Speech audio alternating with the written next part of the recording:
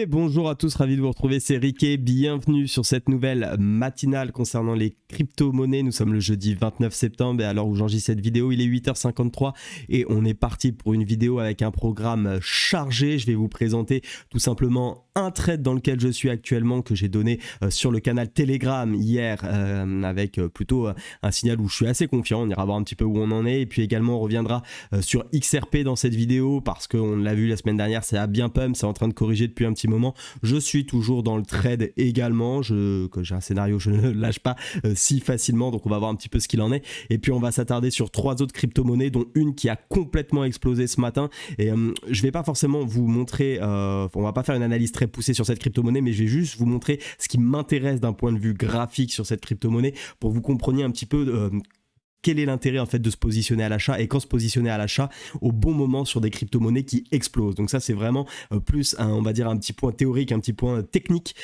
qu'on va voir sur cette crypto-monnaie et puis on ira s'attarder sur deux crypto-monnaies qui m'ont été demandées, voir s'il y a des opportunités ou pas et s'il n'y en a pas, et bien tout simplement définir ensemble les niveaux.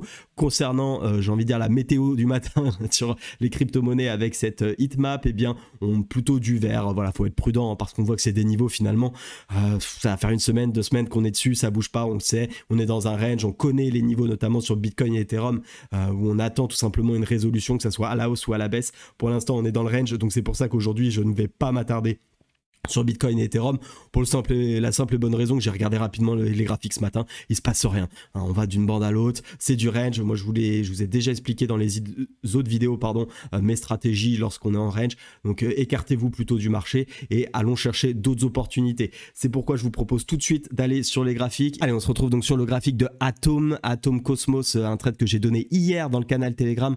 Pour ceux qui ne sont pas encore dans le canal, sachez qu'il est bien évidemment encore temps de le rejoindre. Je l'ai lancé assez récemment. Il faut savoir que dans le canal Telegram, je publie les nouvelles vidéos YouTube, mais je donne surtout des signaux et des opportunités, d'accord, comme on le voit ici avec Atom. Je vous explique tout simplement quel est l'actif que je trade. Ça peut être des cryptos, des actions, du forex, peu importe. Je vous donne l'entrée, le stop loss et le take profit, ainsi que le risque ratio du trade. Je vous explique également pourquoi je rentre dans le trade et quelles sont les raisons d'invalidation potentielle du trade. Vous voyez, vous retrouvez ici toutes les vidéos que je peux publier. Ici, je vous avais donné également le signal sur XRP avec un scénario qui vous explique tout. Donc, n'hésitez pas à le rejoindre, le canal Telegram. Bien évidemment, il est gratuit. Le lien est dans la description. Pour revenir sur le trade, eh bien, on l'avait vu hier, on a ce joli canal, mais on avait ce double top ici qui me dit peut-être qu'on va retourner la tendance baissière. Et on avait cette zone ici que j'ai repérée, cette zone support qui m'intéresse à aller rechercher. Alors effectivement, on peut encore avoir, c'est pourquoi je n'ai pas mis all-in bien évidemment comme jamais sur ce trade. J'ai mis un petit pourcentage de mon capital tout simplement parce qu'on a quand même une zone importante à casser qui est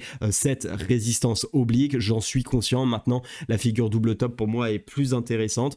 Je pense qu'on a plus de potentiel baissier, notamment si voilà, j'ai quand même un biais un peu bearish sur le marché. Donc tout ça fait que ça m'a pas empêché de prendre le trade, notamment d'un point de vue plus court terme, puisqu'on avait ce niveau que je cherchais à casser, qui a bien été cassé sur cette bougie. On est venu pullback, et si je descends même en 1 heure pour vous expliquer vraiment le détail et ma prise de décision, c'est sur cette bougie où j'ai vu qu'on avait un échec pour réintégrer, d'accord, ce dernier plus bas. On a eu un échec, et bien j'ai décidé de prendre position avec un stop loss au-dessus du dernier plus haut, qui correspond par ailleurs aussi au 0,5 du dernier mouvement haussier, d'accord. Donc une petite protection à ce niveau-là, tout simplement parce que je considère que si on tient cette zone et qu'on repart, c'est non seulement que la résistance oblique aura fait son travail et qu'en plus on a peut-être tout simplement buté sur support avec un excès ici un excès de marché, et dans ce cas là il faut tout simplement sortir et accepter sa perte, aucun problème. De toute façon j'ai un risque ratio de 3,8. En revanche on reste quand même du coup dans une tendance plutôt baissière. 4 heures, même chose pour le 1 heure, donc pour moi plutôt sur du court terme, envie d'aller chercher cette zone qui finalement se situe un petit peu au-dessus des 100%, et il y a aussi les 0,618 oui qui tiennent. Donc voilà, deux contre-arguments, c'est la résistance oblique plus le 0,618. C'est sûr qu'il va falloir casser ce niveau-là. Je pense que si on le casse, et avec tous les arguments que je vous ai donnés avant pour la vente, il y a de fortes chances qu'on aille tout simplement chercher la zone. Donc voilà un petit peu ce qu'il en est pour Atom. Au niveau de XRP, alors moi j'ai toujours mon take profit qui se situe là-haut. Je suis pas sorti du trade. La seule chose que j'ai fait, c'est que j'avais effectivement un stop loss ici, vous voyez, sur ces petits pointillés orange, que j'ai remonté à mon niveau d'entrée. Je suis rentré à 0,3879 sur cette zone ici, lorsqu'on avait pullback sur cette bougie là. On n'a pas été chercher mon take profit. Pour autant, est-ce que j'ai envie de sortir dans le trade? Non, pour moi on est toujours du coup dans une tendance haussière.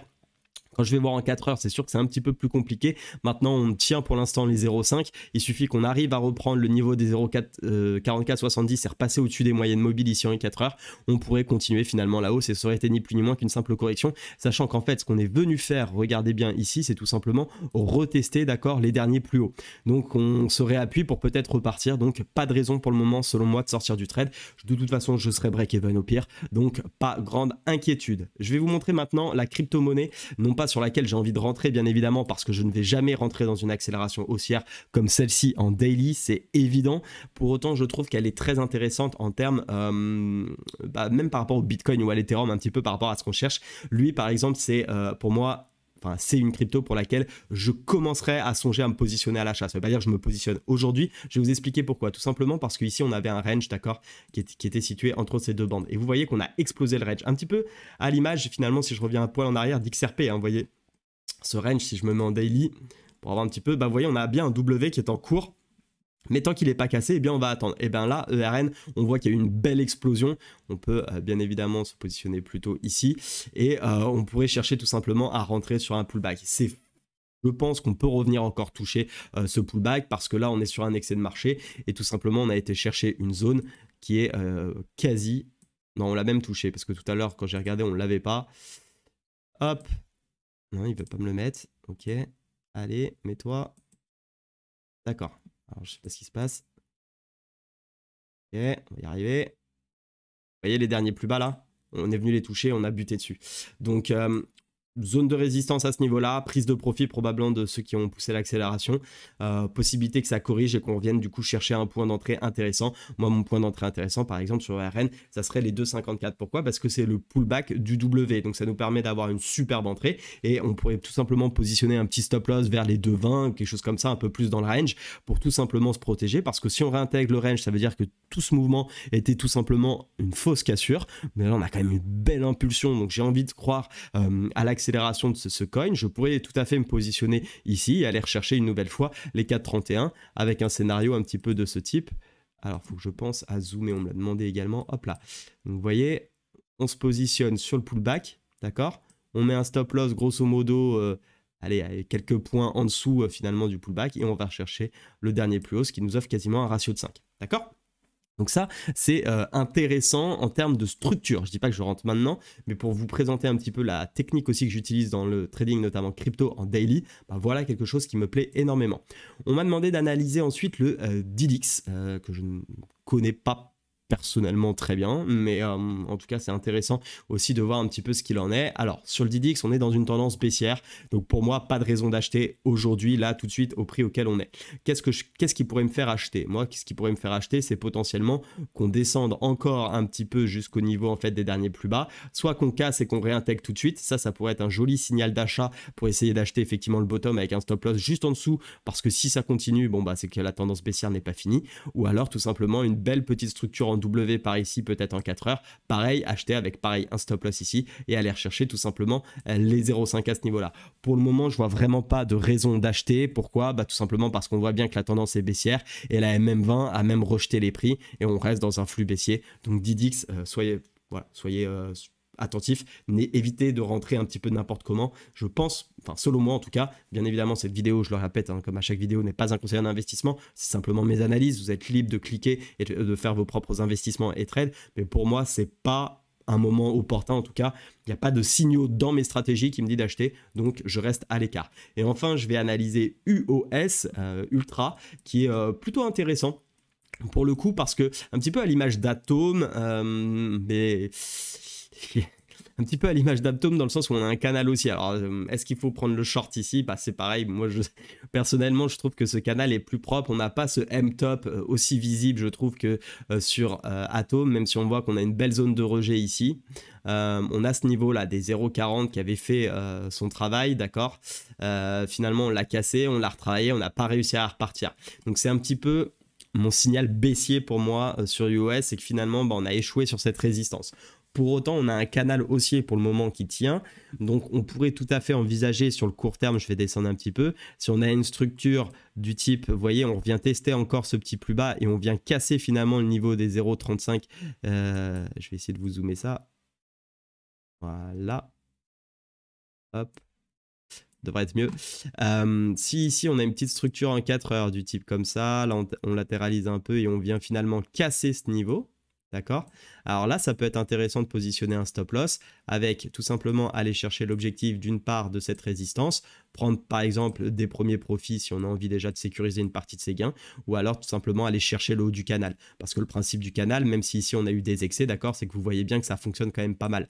On est dedans, on rejette et on va de bande en bande. Donc pour moi, on pourrait tenir effectivement ce support et UOS peut être un investissement, un trade, pardon, ou même un investissement, mais je suis plutôt sur le trade là, intéressant ici en 4 heures si on arrive effectivement à développer un petit peu ce type de structure. Donc voilà pour UOS, attendre plutôt un petit W ici et soyons vigilants à ce que cette zone là ne casse pas, parce que si on casse, eh bien on ira chercher potentiellement les 0,31, puis vous connaissez la musique, puis les 0,29, puis ceci, puis cela, d'accord, petit à petit, parce que eh bien on serait dans une tendance baissière et le canal haussier malheureusement ne tiendrait plus.